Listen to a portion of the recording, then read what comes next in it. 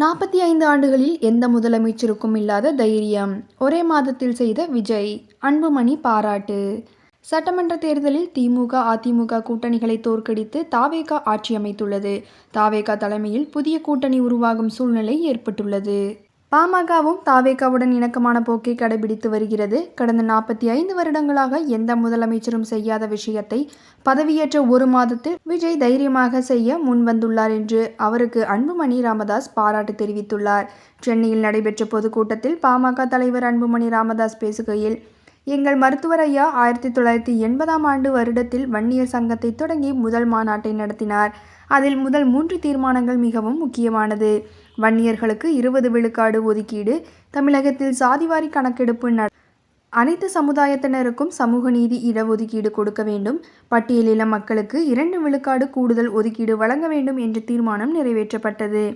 46 வருடங்களுக்கு முன்பு நடத்திய வன்னியர் சங்க மாநாட்டில் இதை மருத்துவர் பேசினார்.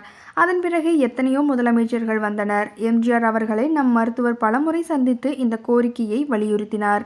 கருணாநிதி, ஜெயலலிதா, எடப்பாடி பழனிசாமி, ஸ்டாலின் ஆகியோர் முதலமைச்சராக இருந்தபோதும் பலமுறை சந்தித்து பேசினோம். எப்படியாவது கணக்கெடுப்பு நடத்தி அனைத்து மக்களுக்கும் சமூக நீதி வழங்குங்கள் என்றோம். அவர்களிடம் அதிகாரம் இருந்தும், ஆட்சி இருந்தும், சட்டம் இருந்தும் அதை செயல்படுத்த மனமில்லை.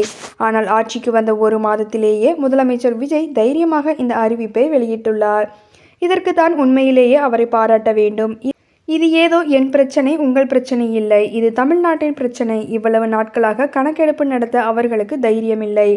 இன்றைக்கும் அரசு அதிகாரிகள், சார் இது வேண்டாம், பிரச்சனை வரும், கணக்கெடுப்பு நடந்தால் ஆளாளுக்கு ஏதாவது கேட்பார்கள், அதனால்தான் கடந்த காலங்களில் அதை கொண்டு வரவில்லை என்று முதலமைச்சரிடம் சொல்லியுள்ளனர். கடந்த திமுக ஆட்சியில் ஸ்டாலினும் எங்களிடம் கணக்கெடுப்பு நடத்துவதாக கூறினார். அதிகாரிகள்தான் அதை தடுத்தனர். முதலமைச்சர் விஜய் எந்த பிரச்சனை வந்தாலும் பரவாயில்லை என்று இதை செயல்படுத்த முன்வந்துள்ளார் என்றார்.